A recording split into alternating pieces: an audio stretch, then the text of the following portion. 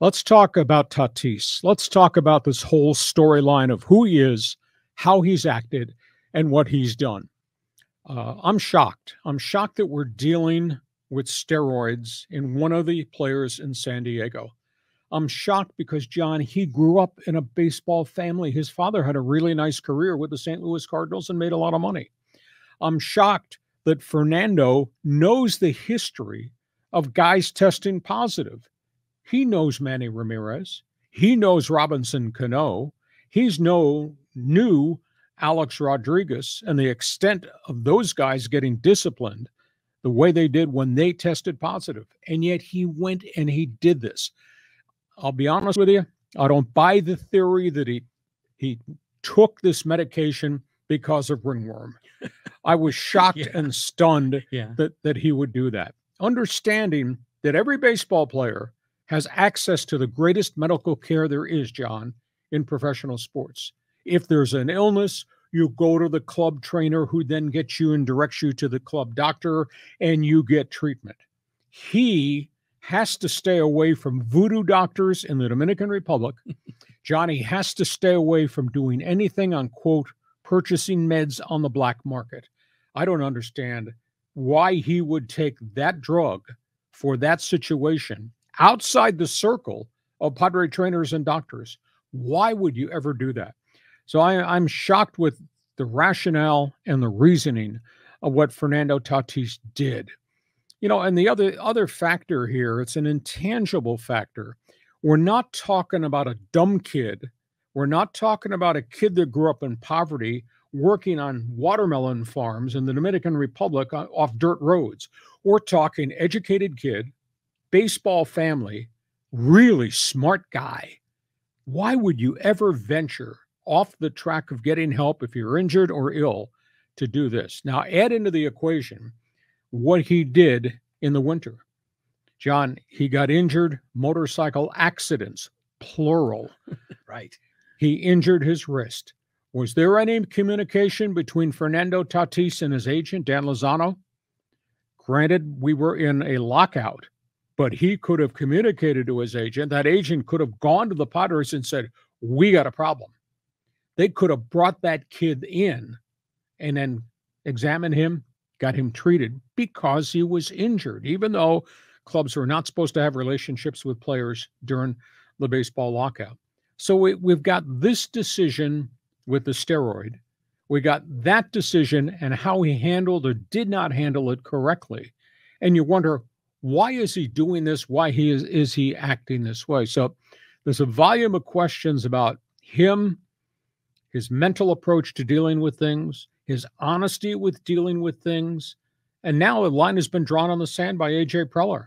I mean, when Preller used the comments about maturity and responsibility, I said, wow, that's stunned. So, I mean, there's a big challenge out there for Fernando Tatis, but none of this makes any sense considering who he is, where he came from, and his life's experiences already. This should have never, ever happened. What I think should happen is Fernando Tatis should contact another great Dominican player. We just saw David Big Papi Ortiz go into the Baseball Hall of Fame, the legendary Red Sox star. He himself was suspended as a young player with the Minnesota Twins. I think Fernando Tatis has to talk to David Ortiz to talk about distractions, to talk about what you did to restore your reputation, and set a course going forward to be not just a great player, but become a great citizen. Because, John, I think he's really damaged his credibility in the community, and I think he's hurt his relationship with the Padre organization. Well, I mean, people all over town are just so disappointed in this young man. Like you said, it makes you wonder what kind of advice was he getting from his family, from his entourage. And the Tatis family is a solid name in the world of sports. In the Dominican especially. Yeah, so he's bringing disgrace to his own family name.